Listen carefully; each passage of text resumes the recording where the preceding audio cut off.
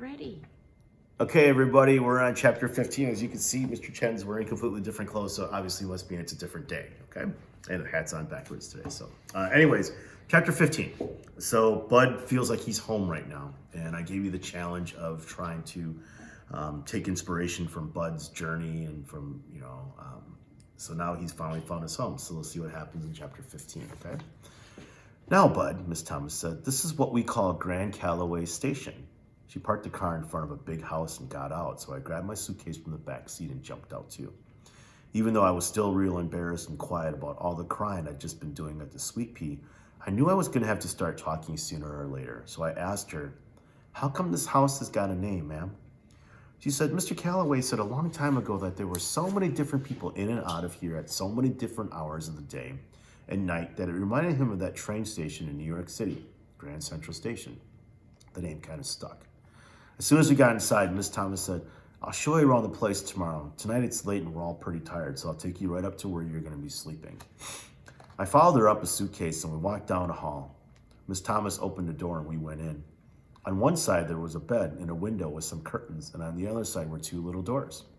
Sitting in the space between the two doors was a chair and a little table like the kind you see in the moving pictures that women used to put lipstick on. It had a long skinny drawer that went up across the bottom and a big round mirror stuck right on top. Next to the bed there was a little table with a lamp that had a picture of a skinny little black horse riding a lampshade. Miss Thomas turned on the lamp and the horse got all bright. Now I could see he was brown. Miss Thomas said, we're going to have to talk to Mr. Calloway about where you can put your things, but I don't think you'll be able to fit anything in those closets. She pointed at the two little doors. There's a lot of old things in there that he really needs to clear out. For now, just put your suitcase there. She pointed at the table with the mirror on it. I said, yes, ma'am. Thank you, ma'am. She smiled and said, okay, I guess that's it.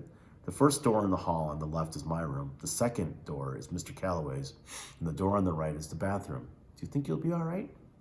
I would, except that those two little doors were starting to make me nervous. They looked like they were just the right size for a young Frankenstein or Wolfman to come busting out of once all the grown folks left the room. And since there was only one chair in the room, I wouldn't be able to block both the doors off. I said, I'll probably be okay, man, but there's one thing I'm wondering about. What's that, sweetheart? I pointed at the doors and said, are those locked? I was going to have to try to make it a better first impression on Miss Thomas. She had to think I was pretty babyish with, me crying my eyes out before and now being scared of some little monster-sized doors. She laughed and said, I don't think they're locked, but there's nothing in there but girls' clothes and toys. I said, won't the girl get mad if she comes back in here and I'm sleeping in her bed?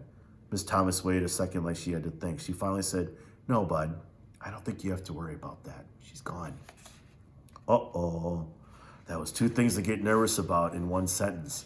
The first thing to worry about was rules and things number 547, or something that was the one about when an adult tells you, don't worry. The second bad thing was Bud Caldwell's rules and things to have a funner life and make a better liar out of yourself, number 28, which was a real short one. Rules and things, number 28. Gone equals dead. Remember, gone or equals means the same as, right? Not the answer comes next. Fourth grade, I want you to remember that. I don't know why grown folks can't say someone is dead. They think it's a lot easier to say gone. That meant I was going to have to spend the night in the room of a little dead girl. That meant I wasn't going to be getting much sleep at all.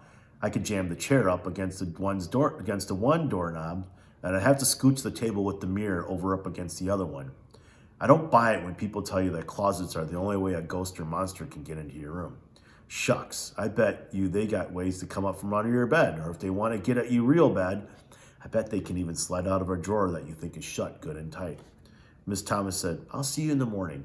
You get a good night's sleep. She closed the door and was gone just like that.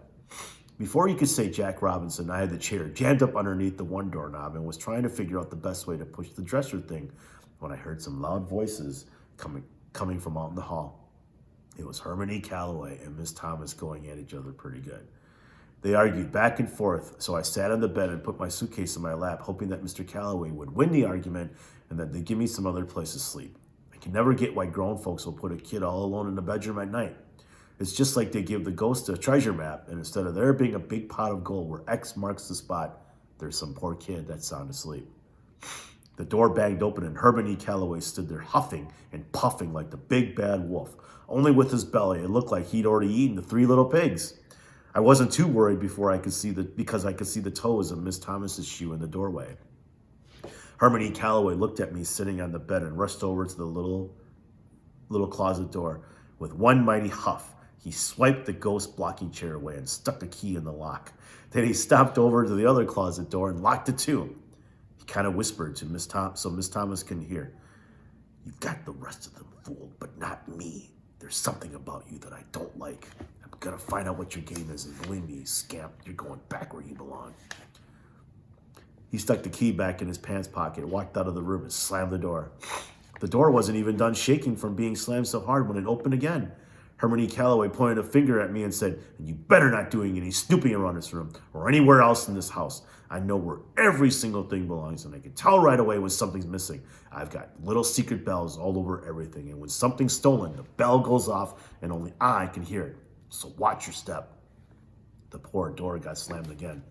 Miss Thomas said, "You know, Herman, half the time, I don't know if I should laugh at you or just feel sorry for you."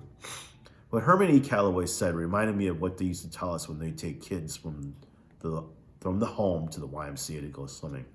Before we start swimming, the white lifeguard made us sit on the edge of the pool with just our feet in the water. He'd say, "We've had problems with you children urinating in the pool in the past. We begged you and pleaded with you to stop, but you don't seem to get the message. This has forced the Y to spend a great deal of money to put a special new kind of magic chemical in the water. This chemical reacts to turn water contaminated with urine a bright red. Therefore, if you urinate in the pool, a bright red cloud will surround you, and we will be able to tell who has relieved themselves. The chemical also causes severe burns to the skin of the urinator. So if a red cloud appears around any of you people, you will be arrested by the Flint police. You will go to the hospital to fix your burns. You will go to jail, and then your name will go on that list that says you can't swim in any pool in any building anywhere in the world. If a red cloud appears around any of you people, you will from that moment on be swimming nowhere but in the Flint River." Shucks, nothing makes you want to pee in a pool more than someone who thinks you're stupid telling you not to do it. And nothing makes you want to steal something more than having somebody who doesn't even know you're honest telling you not to steal. Herman E. Calloway didn't have to worry. I was a liar, not a thief. The only thing I'd ever stole was food out of someone's garbage can. He was so doggone mean and hard to get along with, it just didn't seem like it was true that he could be anyone's daddy. The way he was so worried about me stealing stuff for him before I even knew if I was honest or not made me wonder if someone who was so suspicious could ever be kin to me. I looked around the dead little girl's room, and could see that even a hard-up thief wouldn't find nothing much worth stealing in here. The best thing in the whole room was one wall that was covered with pictures of some horses cut out of a bunch of magazines and stuck on the wall with thumbtacks. It looked like someone went through a lot of trouble to do it. Each picture was held up with 4 thumbtacks, and there were so many of them that they were like wallpaper from the floor to the ceiling. There might have been something good in the closets, but even before Herman E. Calloway locked them shut, I sure wasn't about to peek in them. I set my suitcase on the dressing table and looked at the first drawer. Like I said, someone telling you not to do something will make sure you want to do it. I listened real careful to make sure Herman E. Calloway wasn't sneaking up on me. Then I pulled the drawer open. There were 3 boxes of thumbtacks and one of those doggone Ticonderoga pencils. Looking at it made me smell rubber all over again. I walked over to the bed and sat on the edge and flopped back into the mattress. Man, it was the softest thing I'd ever felt in my life. I rubbed my arms up and down on the blanket and pulled the pillow out and put it underneath my head. The bed had 2 sheets on it, just like Toddy Boy's. It was strange. Even though this was the bedroom of some little girl who kicked the bucket, I wasn't feeling scared or nervous at all. I took in a deep, deep breath, and it felt like I was sleeping with my own blanket wrapped around my head. I took in a couple more deep breaths, and I could hear Mama starting to read another story to me. I wanted to climb under the covers to see what it felt like to sleep with 2 sheets, but before I could even move, whoop, zoop, sloop, I was sleeping like a dead man. The last thing I remember hearing was, "Not me," said the horse. "Not me," said the sheep. "Not me," said the werewolf. I knew I was going to have a great sleep, because even though a monster had gone and snuck himself into the story, I didn't care. Nothing could hurt me now. All right, so that was chapter 14 and 15. So there will be 3 uploads. All right, so I got a couple of questions for you guys to research. The first one is, I know we did the Florida Marlins already, but I really want you to investigate who was a former Brewer that used to play for the Marlins. I'm not sure if I asked you that question or not. And once you find out who that player is, I want you to tell me 5 interesting facts about this player. Okay, anything at all about him. Okay. The next thing I want you to do is I want you to go on Google Earth or look at anything about Flint, Michigan and Grand Rapids, Michigan. I want you to tell me how many miles it is, how long it would take for you to drive, how long it would take for you to walk, okay? So once again, research a former Marlins player that used to play for the Marlins that now plays for the Brewers, and also research Grand Rapids, Michigan and Flint, Michigan, okay? Love you guys. Hope you guys have a great weekend. Get outside. It's supposed to be really nice this weekend. You'll be getting some more lessons from me on coming Wednesday. I can't believe this week has gone by so fast.